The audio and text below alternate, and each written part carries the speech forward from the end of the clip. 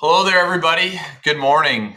Tim Maitland, Chief Revenue Officer with MarketScale, and we are here in week 2 of our weekly webinar. As I've mentioned last week, as I'm going to mention again this week, this is a weekly webinar that MarketScale runs, and the whole purpose of it is to really lead a movement.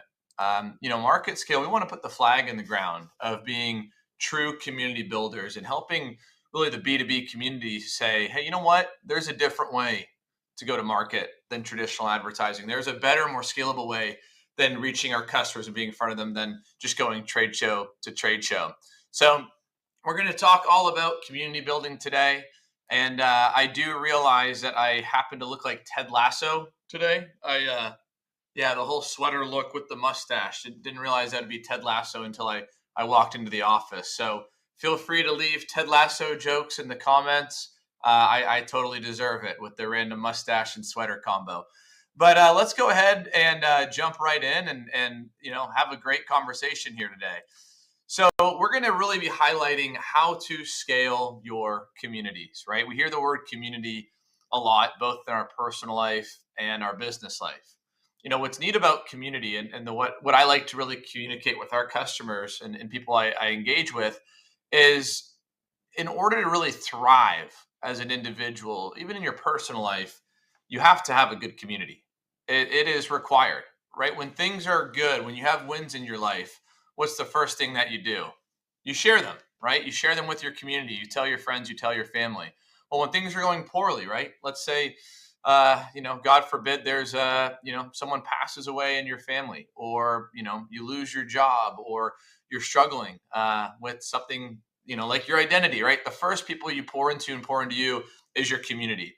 Now, in business, that's the same thing, right? In business, whether there's an economic downturn or upturn, you always really go towards your community. So today we're going to really highlight on how you can build a thriving community. But first, we're going to really start with the problem, right? What is going on with this broken world in B2B? Well, for way too long, B2B companies have tried to go traditional channels to be able to build and reach their community. And for decades and decades, these channels worked. But because of tools like YouTube and Apple and Spotify and video being more prominent than ever, we don't have to rely on traditional channels. So let's look at that market. Let's look at what that world looks like. So first off, advertising. Advertising is truly a shell of what it used to be. The common themes you hear between Google and programmatic advertising and Facebook advertising is, one, you don't own your exposure, right? Why would you want to spend, thousands or hundreds of thousands of dollars even on a bunch of ads that go out to just basically kind of random users you might not really have current interest in your products, and you're paying in models like pay per click, or you're paying per impression? That's not sustainable, right? You're not building any data that you own. You're not building any presence that you own. So you're really just trying to rent your exposure, and that's never healthy. You look at trade shows, MarketScale, I'm the first one to raise my hand and say, hey, I would love to go to a trade show. Our whole team is, because the idea of trade shows is it's all about community building, right? Community is important. However, it's not scalable, right? You can't play station to station where you spend, 20 grand to go to this trade show, another 20 grand to go to this trade show. This is the big event, 250 grand to go to this trade show. It's too expensive. And again, what are you doing? You're renting your exposure. That's not healthy. When you look at your customers, right? Our customers, their attention spans are shrinking like never before. You look at platforms like TikTok, where people will literally post 10-second videos. That 10-second video oftentimes gets skipped because people get bored in it. So when you're trying to engage your customers with things like technical sales sheets and case studies and white papers, guess what? They're going to be ignored, right? If we don't read as much in our personal life, why do you think we're going to read in our business life? It's just not going to happen. You look at market uncertainty, right? How many times right now do you hear about, oh my gosh, the market is going to crash. It's crashing. Oh, we don't know. Dow had a good day. Dow had a bad day. It's just too uncertain, right? So companies need to always have the mindset of, all right, how can I create a scalable go-to-market strategy? How can I own everything that I do? And how can I cut back most of my costs? And when you build media channels that you own, podcasts, live roundtables, when you unlock the voices of the community, you're aggregating all this content that you own, you're distributing it through your channels, and the community is sharing it through their channels. And you just build this scalable monster that you own, and it just pays you back time and time again. So when you think about B2B world, or heck, even the B2C world, the companies who truly thrive, they believe in engaging their communities. When you think about a community, you might say, well, what is a company's community? Well, the way I would define that, and the way MarketScale defines that, is it's the audience that makes up your business. As a business, you have customers that you need to be able to engage and communicate with, not just, on weekly calls, but truly every day. You have prospects that you need to be able to sell, and that you need to be able to educate why your solution outweighs or is a better spend than your competitor's solution. You have manufacturers, you have sales channel reps that aren't in the offices or aren't really remotely connected to you every day, but they're representing your brand, right? That's a part of your community. You have your own employees and new hires that you want to bring in to your business. And you have your local community, the universities that you hire from, the charities that you support, even like associations that you're members and exhibitors of. So all those little different kind of bodies, that's your audience. And that audience makes up a community. Now you might say, how do I get them thriving? Well, you unlock their voices. You say, hey, customer, hey, prospect, hey, sales partner channels, hey, employees, hey, new hires, hey, local community. You all have a voice, and we want to be a company that makes it easy to celebrate getting your voice heard. And we want to be a platform that allows you to inspire and reach one another. And that's what a thriving community really does. I'm going to share a company that we all recognize, and that is Yeti, right? If you think about it, the true kind of definition of Yeti, and here we go right here, is it is a cooler manufacturer. It is a dog bowl manufacturer. They have Yeti dog bowls, which is kind of ridiculous, but pretty cool. They are cups. This is just a traveling cup that keeps my coffee hot. It's really nothing more. However, Yeti has elevated their brand to say, you know what? That might be the products we make, but no, we're a community of outdoor enthusiasts. Yeti is the solution that when you go to a tailgate and you're down in Austin like I am, and I'm throwing up the hook 'em horns and I bring that Yeti full of cold Miller Lights, I'm not just the guy with the cooler. I'm the man, right? I'm bringing the party. The conversation is always around the Yeti. It's because what it unlocks, right? It unlocks friendships. It unlocks conversation. If I go on a hunting trip or if I go on a camping trip, I'm bringing my Yeti, and it's going to keep all of my food, safe to be able to eat and enjoy over the next few days. But it's also going to be what I do when I, catch anything. It's going to be how I keep that resources clean. So therefore, Yeti isn't just a cooler, it's a survival tool. And Yeti does such an amazing job of saying, you know what? Yeah, we might manufacture this, but that's not what we really are. It's the same reason why you could be driving, especially in the state of Texas, you could be driving down Highway 75 or 45, and what do you see? You see somebody with a $100,000 Escalade, and what's on the back right of that window? A Yeti window sticker. Somebody will put a Yeti bumper sticker essentially on their $100,000 vehicle. And it's because what Yeti unlocks for them. It's how Yeti makes them feel. This is an amazing video from Yeti here. Basically, the story of what you're seeing, a gentleman named Richard out of Hitchcock, Texas, must have had a huge day on the lake because his boat literally caught on fire. And what you're seeing is literally what is left of that boat fire. The boat is gone, right? All the life jackets in the boat are gone. But what was salvaged? The Yeti cooler. Now, the Yeti, it might be totally beat to crap, right? They're not going to use that Yeti ever again. But you'll notice as he opens that Yeti cooler, what's in there? Ice. So the boat's gone. The people are gone. But the Yeti and the bill are still there. The Yeti and the beer are still there, which means the party still goes on. And that's what Yeti is really able to unlock. And it's really no different in B2B, right? You might say, hey, my community's not as fun, right? We don't have people hunting. We don't have people fishing. But guess what? Your community is a livelihood, right? It's how people make their money. People have made 40-year careers in your industry.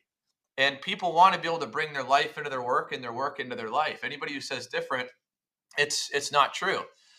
So what you can do in B2B is you can really inspire the people of the community to make this powerful content.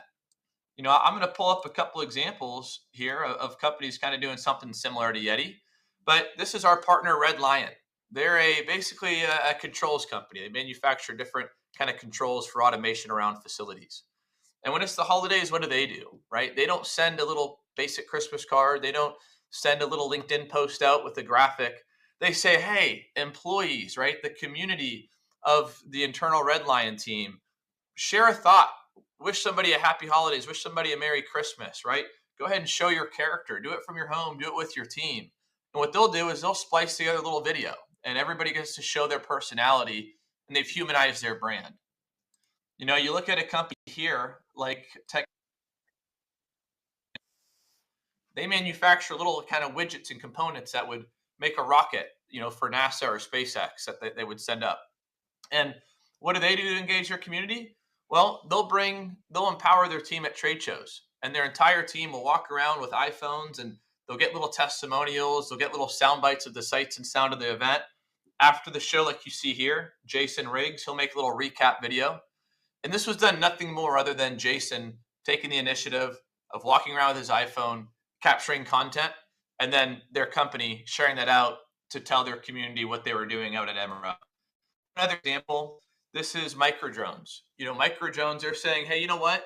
It's the people that make up our business, not just the product. So what do we want to do? We want to highlight our employees. And this is a cool employee spotlight of Aaron Beach. And Aaron gets to talk about why he got into surveying and mapping and his passion around what microdrones is doing. And it's as simple as them literally whipping out their iPhone, recording Aaron for a minute and a half, and then putting together this really awesome video. Now, the kind of secret sauce behind that makes it easy and making it scalable is technology, right? Technology is really kind of the backbone of everything today in B2B. But when you use these little sound bites where you're unlocking the community, like you saw with microdrones, the employee spotlight, like you saw with Technetics, the trade show day one highlight, or like you saw with Red Lion, more of the fun company culture, they're all using the tool MarketScale Studio, and they're all using some form of technology to accomplish this. And the communication, it's really focused on being valuable for the customer, human and personal, and regular and easily consumable, right? That's what it's really all about. And I'm going to kind of keep showing examples here. Let me just turn the sound off. But this is our partner Relevant. Again, a very industrial company. And when they want to teach, how to use your dead weight tester, they're not going to put together this big video production. They're not going to put together a technical white paper. They're going to have actual experts whose hands are blistered from doing the work make this content. One, it's going to empower these individuals because the company's celebrating them and they're going to share this out on social media and put it into an LMS. But two, what better person or individuals to showcase these testers and this equipment than the people that use it, right? The marketing team is unlocking their community. Here's another good example with Relevant. Same sort of concept, right? Instead of a marketer, really doing the themselves and scheduling crews or putting together white papers, they say, hey team, we want to empower you to do it, right? Go ahead and show that natural gas panel switch and let's showcase the warehouse. And what this adds is authenticity. It's not a polished video, and that's by design. But humans, we have to realize, humans buy from humans. For too long, the B2B community has been way too focused on saying, hey, we need to sell to the company. That's wrong. You need to sell to the person. And people, we buy from other people who we see ourselves in the product, and we buy from other people that we think and understand that we can trust. And that's why companies today, they're using tools like Studio to unlock the voices of the community, but they're also doing other things, right? They're building episodic content. They're launching podcast channels. And on those podcast channels, it's not the top down. It's not the CEO coming on the podcast. It's not, the lead engineer essentially coming on the podcast, because that's top down, right? In B2B, we want to hear from bottom up. Which podcast, if I'm a facility manager and I am looking to purchase, let's say, let's say autonomous forklifts for my Amazon warehouse. Do I want that CEO of that robotics company with the suit and tie coming and talking to me? Or do I literally want that robotic specialist whose hands are greasy from, crawling under the machine and installing all the automation in it? Do I want to hear from him? I want to hear from him because he's the true product expert, right? He's the mind that built it. And I can trust him because he knows that product better than anybody and he knows how it truly differentiates. So to win today, we have to unlock the voices through those sound bites, but we also have to launch channels like podcasts where we feature all different folks in the community. Sometimes it's the marketing team coming on podcasts or making sound bites, and they're doing fun, authentic content like facility tours or customer testimonials. Sometimes it's the sales team coming on these channels, and they're using it to create personal introductions, or they're using technology to create better product demos that they can take ownership of. Oftentimes it's HR, right? HR works way too much behind the scenes, right? HR should be putting together culture videos like you saw with Red Lion. They should be decentralizing their training, right? What's a better onboarding program? HR making a little video series themselves on the sales role, or HR saying, hey, sales director, make this intro video. Hey, sales rep, you do a good job on this, teach this, right? It builds more ownership within the team and it saves the HR team's time because they're able to decentralize. You look at other groups like support teams. Support teams should be using technology and creating content around FAQs and response emails.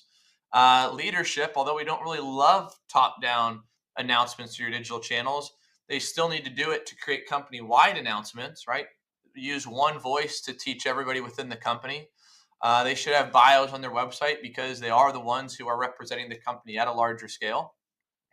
And then lastly, you have product teams, right? Product teams should be using technology and they should be having content features to understand market research and to better use for vendor selection. So I want to empower everybody here to really go out and do this, right? You can make it happen with your business, and you can make it happen in the B2B community. All it really takes is one, empowering your marketing team, empowering your team to run a decentralized operation. Don't let all your communication come from just the heads going out to the market. Pull the people, right? Pull everybody within that community. Push your team to be more involved and empower your communities to step up and let them know that they have a voice and that you are an aggregate, you're a platform to get their voice heard. And just use the right tools to make it simple, right? I'm not here to preach that MarketScale Studio is the end all be all.